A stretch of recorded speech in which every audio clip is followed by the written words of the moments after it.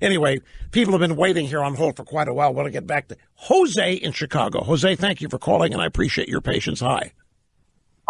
Yes, hello. Man, I've been listening to you for 4 years, and man, you're a genius. And the reason why I called was when you played the students about how they're so fearful, but yet nobody talks about how Chicago is, how there's so much mass killing. And mind you, this is one of the most strictest gun control city in all America. But yet there's more killing happening here than anywhere else. Really, what they're doing is taking guns from good people, you know, like from people that can protect themselves. And, you know, I was born and raised in Chicago my whole life, and you know, like, it's sad, but, you know, a lot of my friends, you know, I seen that I died since I was 9, at least 30. And, man, I can't believe I'm on the show. I've been. Wait a minute, you have lost 30 friends, 30 people you knew have died since you were 9 years old? And I'm 26 right now. Wow. That's more than the Clintons. No. About 30 people I grew up with and friends, you know, and I mean, for me, it's more like you get numb to it.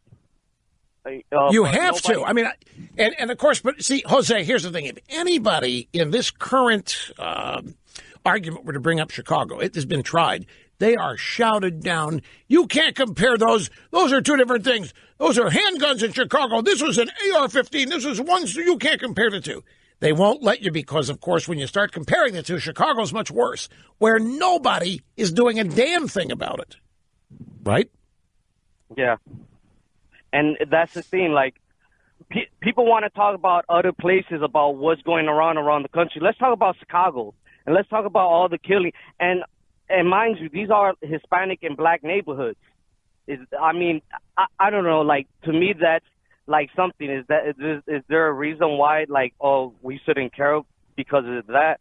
And it's just unbelievable. And I'd also wanted to say, the mayor of this city, majority of Chicagoans really hate the mayor. He did a lot of awkward things and a lot of things that people don't really talk about. And I'm sorry for getting off subject, but, you know, like, he closed about 100 schools in the south side and west side of Chicago, and you know, in poor neighborhoods. And it's like, and this was about, like, I believe about 3 years ago. And I'm pretty sure, like, he's not going to become mayor anymore because the majority of people do not like him. And he's just, you don't even know how many bad decisions and bad choices. Okay, what did I miss something here? You transitioned. Does the mayor have something to do with the shootings or lack of action against them or something? It's not that. It's just, basically, he put blames on more people than actually dealing with the core itself. Chicago itself is very segregated, very segregated. Right. Oh, you're saying he shut down the school. Well, I'm missing why the schools were shut down, but he was changing the subject on it. Oh, okay. Okay. Oh, he changed subject to bash the mayor. Well, that's perfectly fine here. I got no quarrel with that. Jose, thanks for the call. I appreciate it. I'm up against it on time. I just have an interesting stat.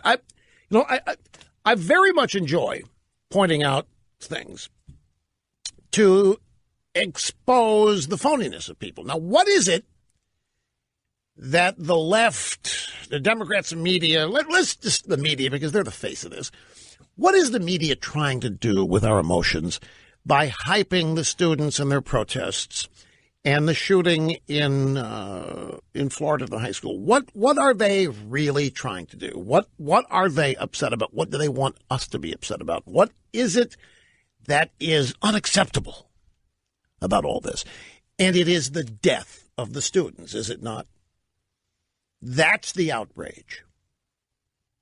All of the students who died, and, by extension, others who are dying after being shot, except in certain places like Chicago where you can't bring it up.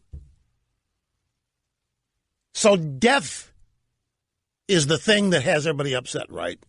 Unnecessary, needless, wanton death. Is that the animating emotion here? Folks, I'm not making a point yet. I'm asking if I've got this right.